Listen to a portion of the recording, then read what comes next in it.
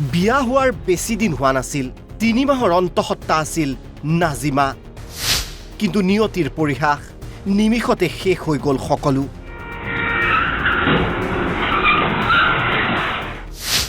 অধিবক্তা হিচাপে কৰ্মৰত আছিল নাজিমা ইয়াসমিন নিজ কৰ্তব্য পালন কৰি বজালি জিলা সত্ৰ ন্যায়াধীশ আদালতৰ পৰা শনিবাৰে আবেলি ঘৰমুৱা হৈছিল নাজিমা কিন্তু ঘৰ গৈ নাপালে অধিবক্তাগৰাকীয়ে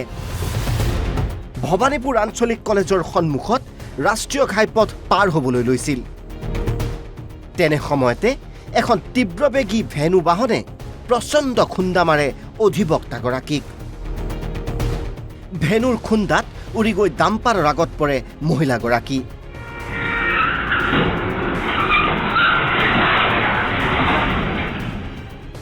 দুৰ্ঘটনাটো ইমানেই ভয়ংকৰ আছিল যে চিচিটিভিত বন্দী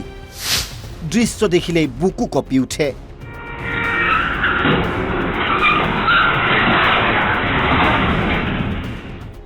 দুৰ্ঘটনাৰ সম্পূৰ্ণ দৃশ্য দেখুৱাব নোৱাৰিম আপোনাক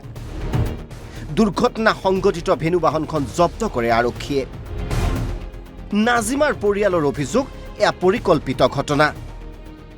মোৰ সৰু ভাই বোৱাৰী তাই আমাইক আছিল তাই অধিবক্তা বজালি কোৰ্টৰ কাম কৰিছিল আজি 3-4 বছৰ হ'ল কাম কৰি থকা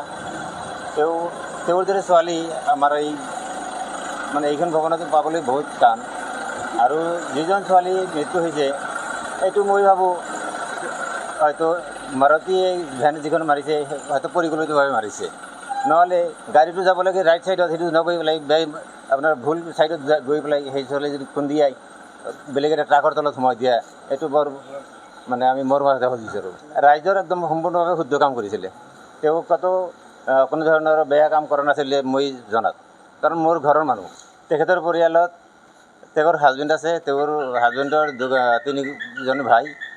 আৰু এটা তেওঁৰ কি বুলি কয় ননদৰ মানে আছে আৰু তেওঁৰ শাহু শহুৰ আছে এতিয়া আৰক্ষীৰ তদন্তত সমগ্ৰ ঘটনা পোহৰলৈ আহিব 3 মাহৰ অন্তঃসত্ত্বা নাজিমা ইয়াসমিনৰ অকাল মৃত্যুত সমগ্ৰ বজালি অঞ্চলতে শোকে বিৰাজ কৰিছে বজালিৰ পৰা ডিম্পুল তালুকদাৰ অসম লাইভ 24